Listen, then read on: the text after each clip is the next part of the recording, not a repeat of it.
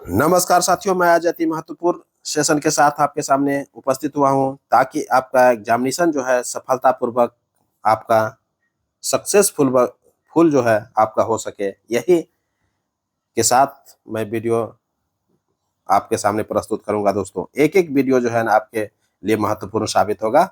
तो जो भी आप बिहार पुलिस और बिहार दरोगा के एग्जामिनेशन का तैयारी कर रहे हैं, खास करके वनडे एग्जामिनेशन का, तो आप जो है वीडियो देखने का प्रयास कीजिएगा। पहला वीडियो क्वेश्चन है, कौमी आवाज पुस्तक के लेखक कौन है? कौमी आवाज पुस्तक के लेखक कौन है? तो जवाहरलाल नेहरू है दोस्तों। कौमी आवाज पुस्तक के लेखक कौन है? जवाहरलाल नेहरू एवं रफी अहमद किदवई है। ये ऑप्शन ए हो जाएगा, जवाहरलाल नेहरू एवं रफी अहमद किदवई है। क्लियर? तो इस तरह से आप क्लियर रखिएगा। नेक्स्ट क्वेश्चन है, सारथी। देखिए, ये साथी है, साथी 2.0 ऐप है। साथी 2.0 ऐप है, किसने लॉन्च किया है? तो ये सेबी ने लॉन्च किया है। कौन हो जाएगा? साथी 2.0 जो है ऐप किसने लॉन्च किया है? तो सेबी ने किया है। ऑप्शन बी हो जाएगा। नेक्स्ट क्वेश्चन है, किस आईआईटी के शोधकर्ताओं ने हाल ही में किस आईआईटी के शोधकर्ताओं ने अफ्रीकी स्वाइन फीवर वायरस प्रोटीन की खोज की है? किसका किया है? हाल ही में किस आईआईटी के शोधकर्ताओं ने अफ्रीकी स्वाइन, क्या है? अफ्रीकी स्वाइन फीवर वायरस, ये वायरस हो जाएगा, वायरल लिख दिया है, ये वायरस कर लीजिएगा। वायरस, अच्छा वायरस यहाँ लिखा हुआ है। वायरस प्रोटीन की खोज की है तो आईआईटी गुवाहाटी ने किया है। कौन क्या है? आईआईटी गुवाहाटी ने किया है। तो हाल ही में जो आईआईटी जो गुवाहाटी है वो क्या किया है? अफ्रीकी स्वाइन फीवर वायरस प्रोटीन की खोज किया है। तो ऑप्शन ए हो जाएगा। नेक्स्ट क्वेश्चन है, हाल ही में पहली बार नासा ने हिप हॉप गीत द रेन की को किस ग्रह पर भेजा है? ये देखिए, द रेन जो है ये हिप हॉप गीत है। क्या है ये?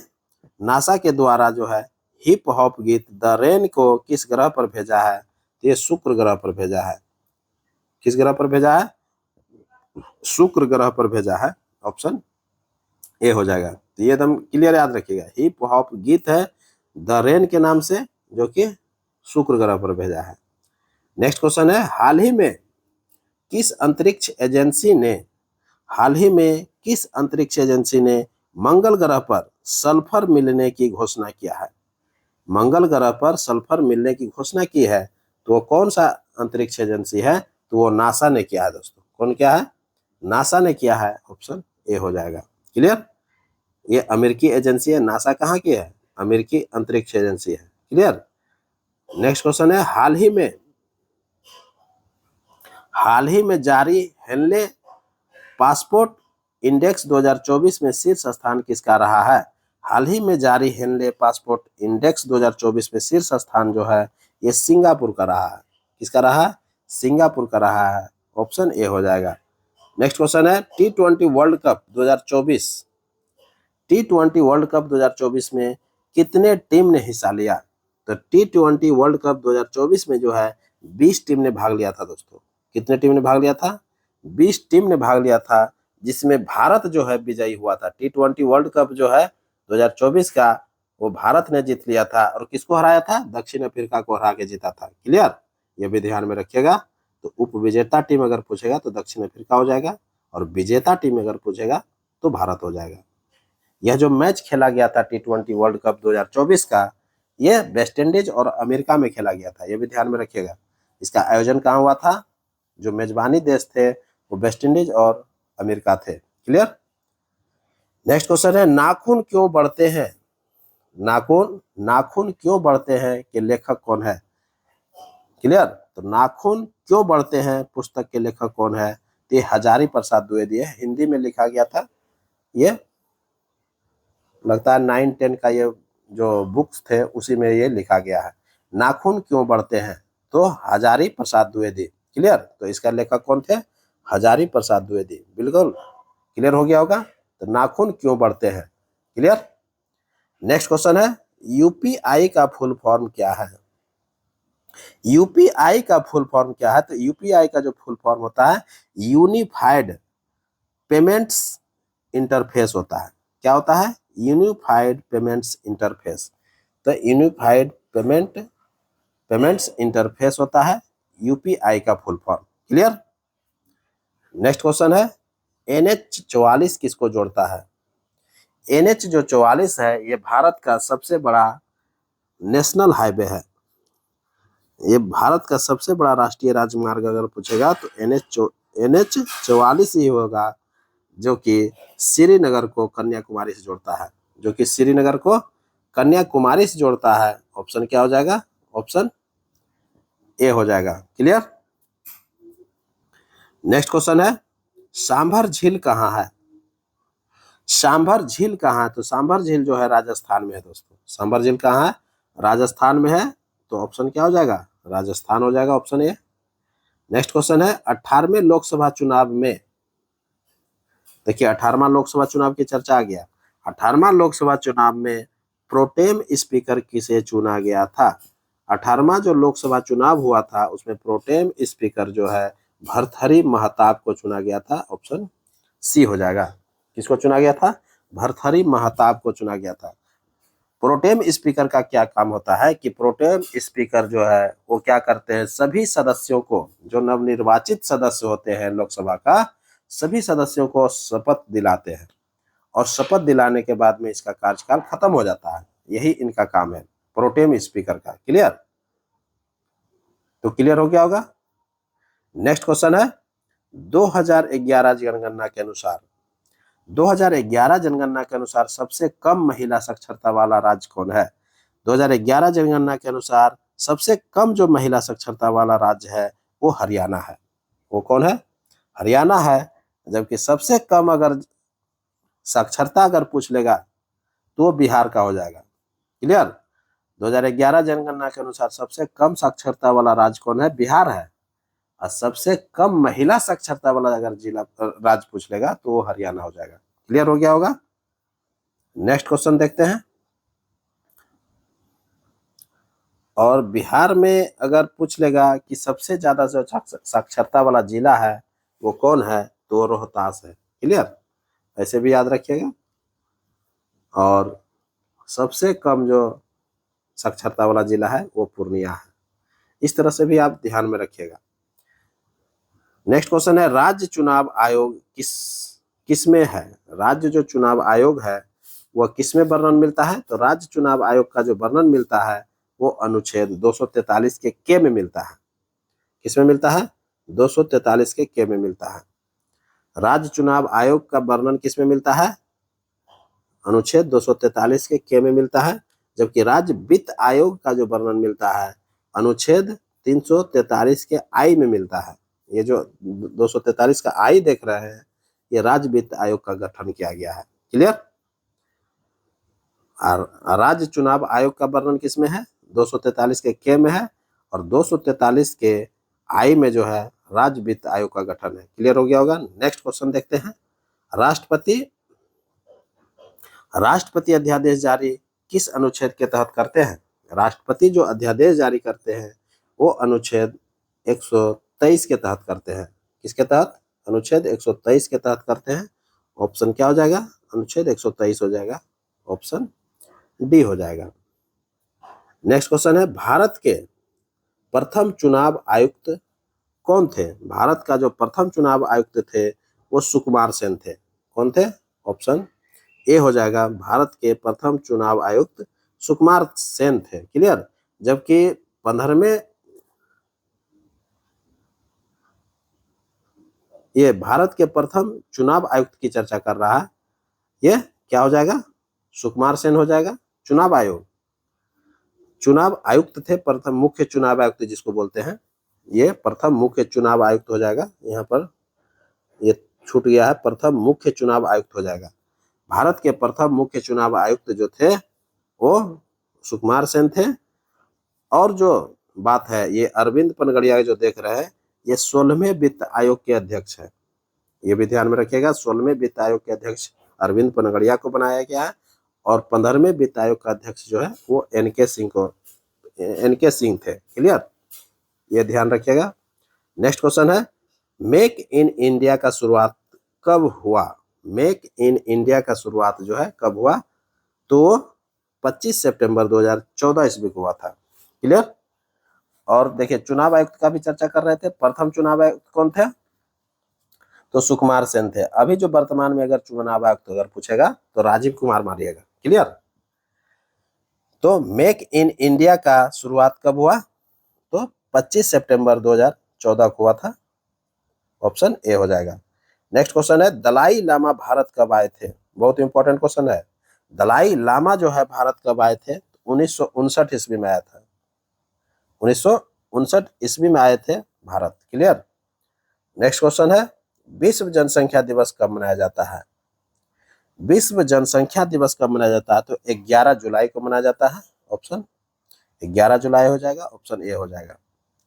नेक्स्ट क्वेश्चन है, सबसे कम लिंगानुपात वाला जिला कौन है? सबसे कम लिंगानुपात वाला जो जिला है वो मुंगेर है। सबसे कम लिंगानुपात वाला जिला कौन है? मुंगेर है, जिसमें 876 जो है प्रति हजार पर महिलाओं की संख्या है। तो सबसे कम जो लिंगानुपात वाला जिला है वो कौन है? मुंगेर है। क्लियर? तो ऑप्शन ए हो जाएगा। यही पूछा जा रहा था, सबसे कम लिंगानुपात वाला जिला कौन है? तो मुंगेर है। 876 महिलाएं हैं प्रति 1000 पुरुष पर। अगर पूछ लेगा कि सबसे कम लिंगानुपात वाला राज्य कौन है, तो हरियाणा है दोस्तों। ये भी ध्यान में रखिएगा। क्लियर? सब सर्वाधिक लिंगानुपात वाला अगर जिला पूछ लेगा बिहार में तो वो कौन है? गोपालगंज है, जिसमें 1021 जो है स्त्रियां हैं। 1000 पुरुष पर कितना स्त्रियां हैं? 1021 स्त्रियां। कहाँ है? गोपालगंज में। क्लियर? तो इस तरह से आप ध्यान में रखिएगा। इसी तरह से आप जो है एलिमिनेट करने में मजा आएगा, और यही सब टाइप का क्वेश्चन पूछता है एग्जामिनेशन में। क्लियर? नेक्स्ट क्वेश्चन है, जापान पर परमाणु बम किसने गिराया था? जापान पर परमाणु बम किसने गिराया था? तो जापान पर जो परमाणु बम गिराया गया था वो अमेरिका के द्वारा गिराया गया था। किसके द्वारा गिराया गया था? अमेरिका के द्वारा गिराया गया था। तो यूएसए हो जाएगा। ऑप्शन सी हो जाएगा। क्लियर? तो जापान पर जो परमाणु बम गिराया गया था, 2 परमाणु बम गिराया गया था। पहला 6 अगस्त 1945 ईस्वी को, दूसरा 9 अगस्त 1945 ईस्वी को। क्लियर हो गया होगा? 6 अगस्त 1945 ईस्वी को जो पहला परमाणु बम गिराया गया था अमेरिका के द्वारा, वो हिरोशिमा पर गिराया गया था। जापान के हिरोशिमा पर गिराया गया था। और 9 अगस्त 1945 ईस्वी को जो दूसरा परमाणु बम गिराया गया था जापान पर, वो नागासाकी पर गिराया गया था। जापान के नागासाकी पर गिराया गया था। क्लियर? तो इस तरह से आप क्लियर रखिएगा। क्लियर हो गया होगा? तो नेक्स्ट क्वेश्चन की ओर बढ़ते हैं। श्रीनगर किस नदी के किनारे है? श्रीनगर किस नदी के किनारे है? तो झेलम नदी के किनारे है। श्रीनगर किस नदी के किनारे है? झेलम नदी के किनारे है। क्लियर? तो ऑप्शन ए हो जाएगा। श्रीनगर कहां पड़ता है? ये जम्मू कश्मीर पड़ता है। ये भी ध्यान रखिएगा। नेक्स्ट क्वेश्चन है, हिटलर के पार्टी का नाम क्या था? हिटलर के पार्टी का नाम क्या था? तो नाजी पार्टी थे। हिटलर जो है किस पार्टी से थे? नाजी पार्टी से संबंधित थे। ऑप्शन बी हो जाएगा। हिटलर का जो पार्टी था वो नाजी पार्टी से संबंधित थे। हिटलर का जन्म जो हुआ था ऑस्ट्रिया में हुआ था, जबकि वो जर्मनी के राजनेता थे। ये ध्यान रखिएगा। जर्मनी के नागरिकता और राजनेता थे, और जन्म जो हुआ था 20 अप्रैल 1889 में हुआ था। कब हुआ था? हिटलर का जन्म हुआ था 20 अप्रैल 1889 में, ऑस्ट्रिया में हुआ था। कहाँ हुआ था? ऑस्ट्रिया। क्लियर हो गया होगा? और मृत्यु जो हुआ था 30 अप्रैल 1945 को द्वितीय विश्व युद्ध में हो गया था। क्लियर? तो इस तरह से आप क्लियर रखिएगा। और जर्मनी का जो चांसलर बना था हिटलर, वो 1933 ईस्वी में बना था। कब बना था? 1933 ईस्वी में बने थे। और 1934 ईस्वी में उन्होंने जो है एक उपाधि धारण किया था। जब वो जर्मनी का चांसलर बने, कौन? हिटलर, 1933 ईस्वी में, तो 1934 में उन्होंने एक उपाधि धारण किया था जिसका नाम था, कौन सा उपाधि धारण किया था? Fuhrer. Fuhrer and Reichskanzler. Clear, Reichskanzler. तो इस तरह का जो ये उपाधि धारण किए थे, फ्यूहरर एंड रिच स्कैनजलर। क्लियर हो गया होगा, लिख देते हैं। ये उपाधि धारण किया था फ्यूहरर का एंड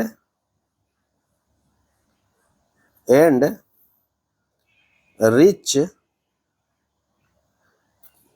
स्क्वेंजलर।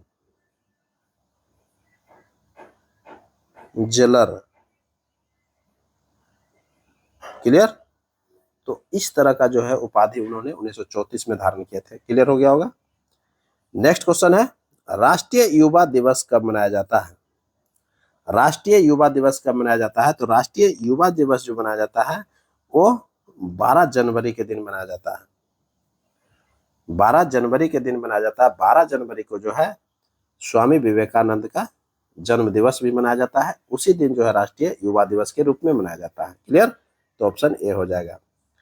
नेक्स्ट क्वेश्चन है, वेम्बनाड झील कहाँ है? तो वेम्बनाड झील जो है ये केरल में है दोस्तों। कहाँ है? वेम्बनाड झील केरल में है। क्लियर। नेक्स्ट क्वेश्चन है, अचानकमार टाइगर रिजर्व कहाँ है? अचानकमार टाइगर रिजर्व कहाँ है? तो ये छत्तीसगढ़ में है।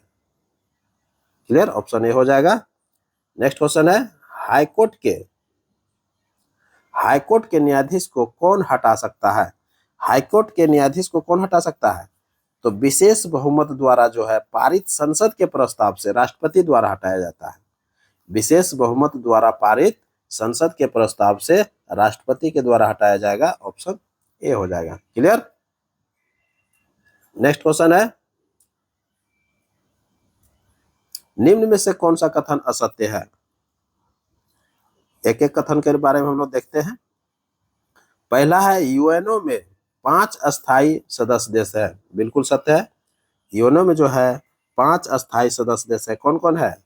अमेरिका है, रसिया है, ब्रिटेन है, फ्रांस है और चाइना है। तो ये 5 अस्थायी सदस्य है देश, याद रखिएगा। कौन कौन?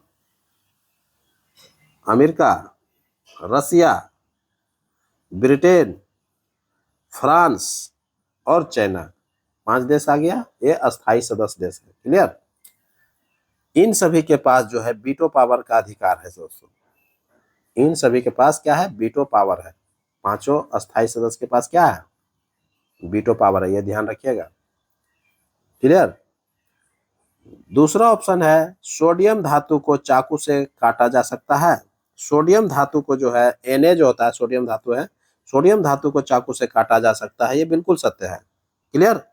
तीसरा जो है, बिहार में साक्षरता दर 61.8% है। ये बिल्कुल सत्य है। बिहार में जो साक्षरता दर है वो 61.8% है। ये बिल्कुल सत्य है। चौथा है, बिहार में महिला साक्षरता दर 71.2 है। ये बिल्कुल गलत है। बिहार में जो महिला साक्षरता दर है वो 51.5 है दोस्तों, याद रखिएगा। कितना है? 51.5% जो है महिला साक्षरता है बिहार में। क्लियर। जबकि पुरुष साक्षरता अगर पूछेगा बिहार में तो 71.2 हो जाएगा। ये जो 71.2 दिया हुआ है ये पुरुष साक्षरता का दिया हुआ है। क्लियर। तो इस तरह से आप क्लियर हो गए होंगे। तो बिहार में साक्षरता दर जो है 61.8 है और महिला साक्षरता दर जो है 51.5 है और ये पुरुष जो साक्षरता दर है 71.2 है। तो इस तरह से क्लियर हो गया होगा। तो असत्य कौन हो गया? ये 4 नंबर ऑप्शन जो है असत्य हो गया। क्लियर।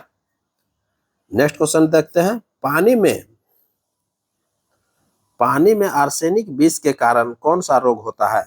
पानी में आर्सेनिक विष के कारण कौन सा रोग होता है?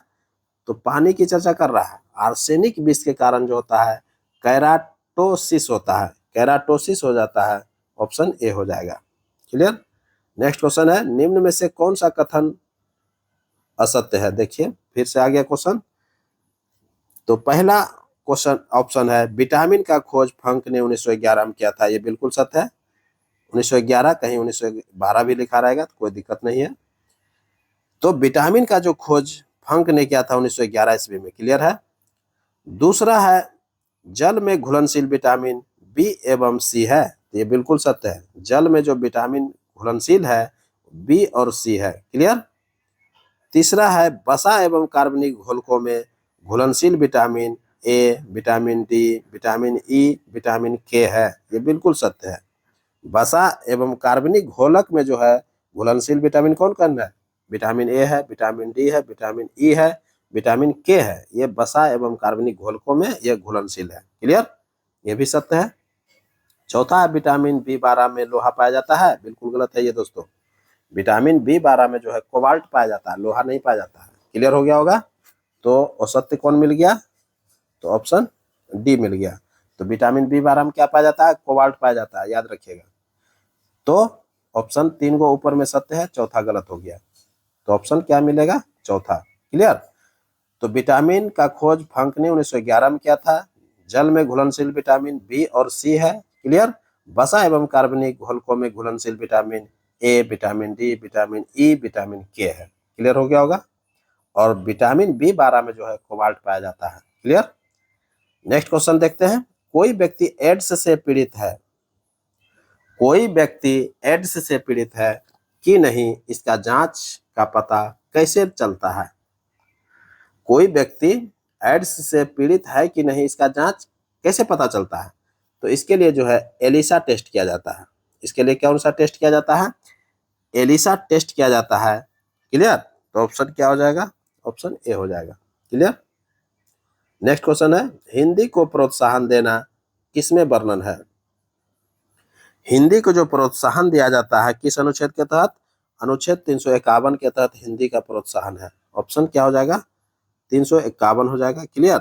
जबकि अनुच्छेद 44 जो है ये यूनिफॉर्म सिविल कोड, इसमें वर्णन है, समान नागरिक संहिता, क्लियर।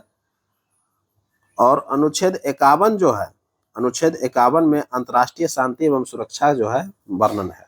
अंतर्राष्ट्रीय शांति एवं सुरक्षा बनाए रखना जो है ये अनुच्छेद 51 में वर्णन है, क्लियर। और अनुच्छेद 40 का जो वर्णन करता है, अनुच्छेद 40 में वो ग्राम पंचायत का संगठन का वर्णन करता है। ग्राम पंचायत का जो संगठन है वो अनुच्छेद 40 में है, क्लियर। तो इस तरह से आप क्लियर रखिएगा। नेक्स्ट क्वेश्चन है मौलिक कर्तव्य, ये अंतिम क्वेश्चन आ गया। मौलिक कर्तव्य किनकी अनुशंसा पर संविधान में जोड़ा गया? तो मौलिक कर्तव्य जो है ये सरदार स्वर्ण सिंह समिति के अनुशंसा पर जोड़ा गया है। मौलिक कर्तव्य को किसके अनुशंसा पर जोड़ा गया है? सरदार स्वर्ण सिंह समिति के अनुशंसा पर जोड़ा गया है। और 1976 में जोड़ा गया था। कब जोड़ा गया था? 1976 में जोड़ा गया था। इसके लिए 42वां संविधान संशोधन किया गया। इसके लिए क्या किया गया? 42वां संविधान संशोधन किया गया। और 1976 में 42वां संविधान संशोधन के तहत मौलिक कर्तव्य को सरदार स्वर्ण सिंह समिति के अनुशंसा पर संविधान में जोड़ा गया, क्लियर। तो संविधान के भाग 4 के को में रखा गया है। संविधान के भाग 4 के को में रखा गया है। और अनुच्छेद अगर पूछ लेगा तो अनुच्छेद 51 के को में रखा गया है, क्लियर।